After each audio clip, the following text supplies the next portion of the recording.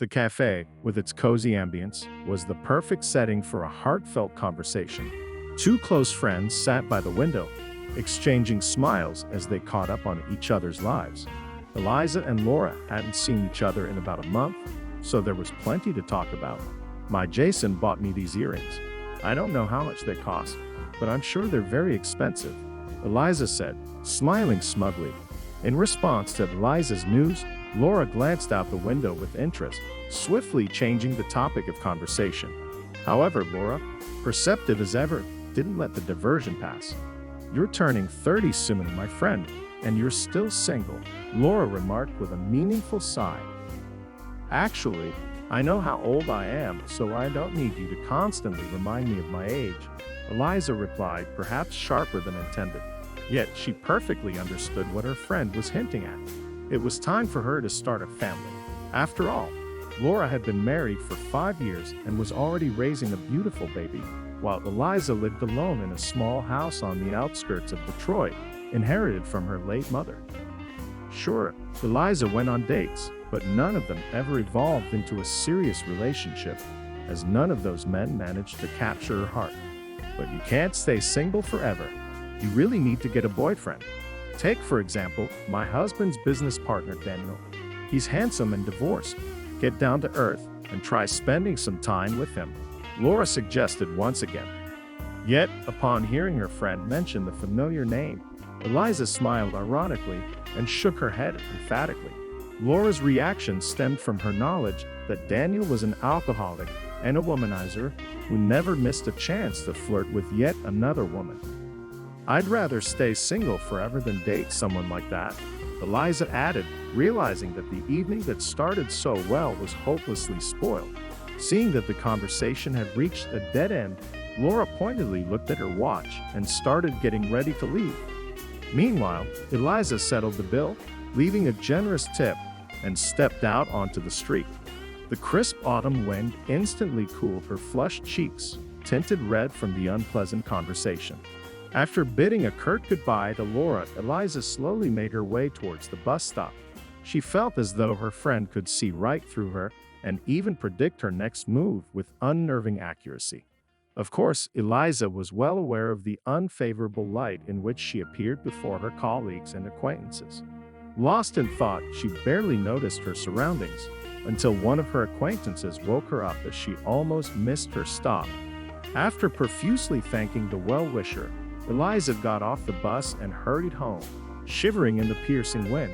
It was growing dark, but before Eliza could take more than a few steps, she noticed a blurry silhouette. Peering closer, she saw a tall man dressed in tattered clothes.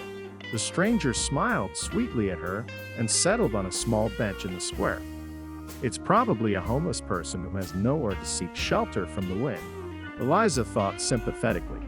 She felt a pang of sorrow for the man left without a roof over his head during the cold season.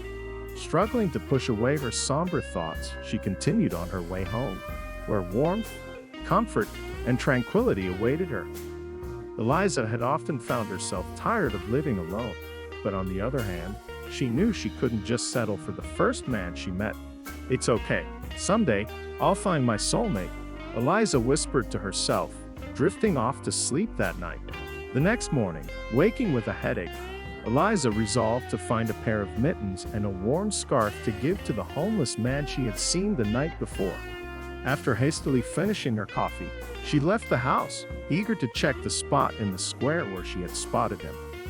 However, to her disappointment, the bench was empty.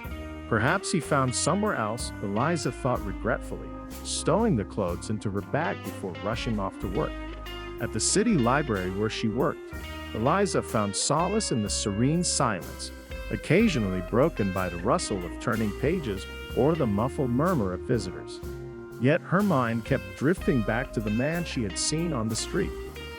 Eliza Johnson was a compassionate woman, always eager to help those around her. Therefore, as soon as her workday ended, she hurried back to the square.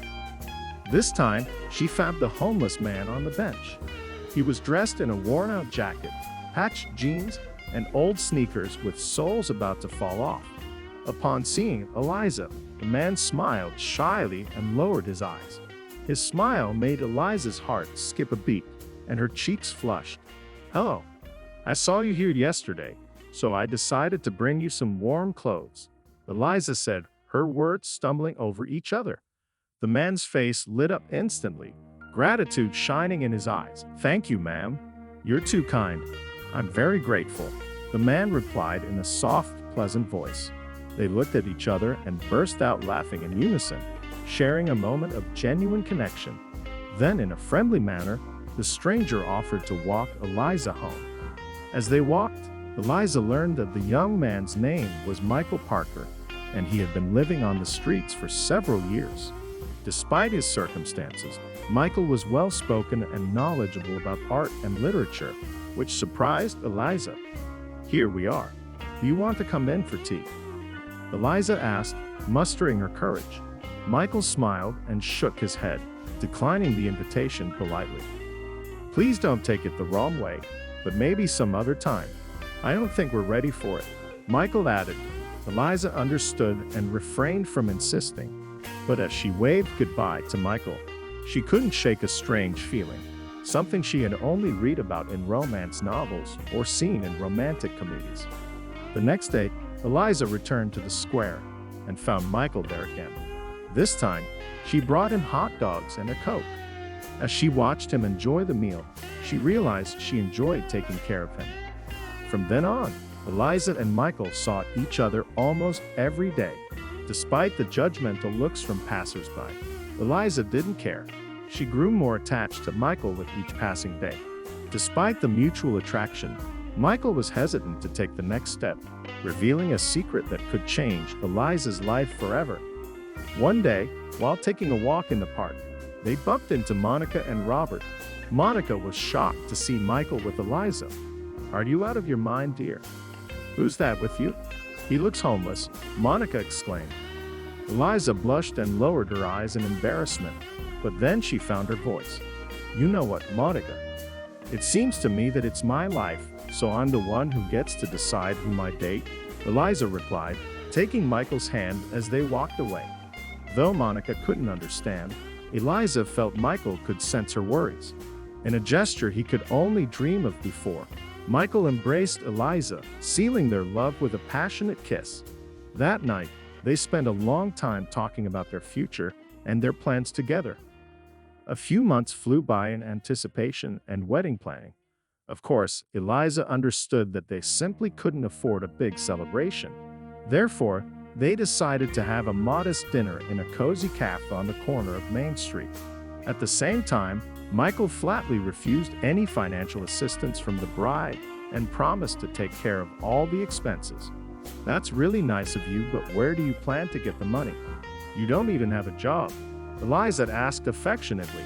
To her surprise, Michael smiled enigmatically and told her not to worry about anything. Imagine Eliza's surprise when Michael actually managed to pay for quite a decent wedding, which left a good impression on all the attendees. Meanwhile, Michael himself and his bride were both dressed in expensive outfits from a world-famous designer. Confused by how her new husband handled the finances, Eliza decided to ask him about it the next day after the wedding. "Where did it all come from, honey? Did you rob a bank or something?" Eliza's lawful wife asked in surprise. "No, I didn't rob anything, my dear. I just went to the bank and withdrew as much money as I needed from my bank account. Actually, I'm not really homeless or a beggar. I'm a successful businessman," Michael answered as softly as possible. Of course, Eliza was stunned and couldn't shake the shock for a while. "How is that even possible? And why did you lie to me all this time? Am I just another entertainment for a rich businessman?" Eliza asked in a voice trembling with agitation. But then, looking into Michael's eyes, the young wife realized that he loved her more than life itself. As it turned out later, before meeting Eliza, Michael had been looking for his soulmate for a long time. Unfortunately, for the most part, women were attracted to the young businessman's wealth, and not even his appearance, let alone to the kind person he actually was. Tired of a series of endless mistakes and disappointments, Michael decided to take drastic measures. Thus, he pretended to be homeless in order to meet a woman that would love him for him and not for his money. Tears welled up in Eliza's eyes when she heard Michael's confession. Then the loving husband got down on his knees and asked for Eliza's forgiveness for having deceived her for so long. "Of course, I forgive you, darling. But please don't ever do anything like this again. From this moment on, there can't be any secrets between us," Eliza said softly as she sat and gently kissed her husband. The young people stood at the window for a long time, embracing each other. They looked at the fall wind playing in the yellowed foliage and bent the tree branches to the ground, which waved at them like good old friends.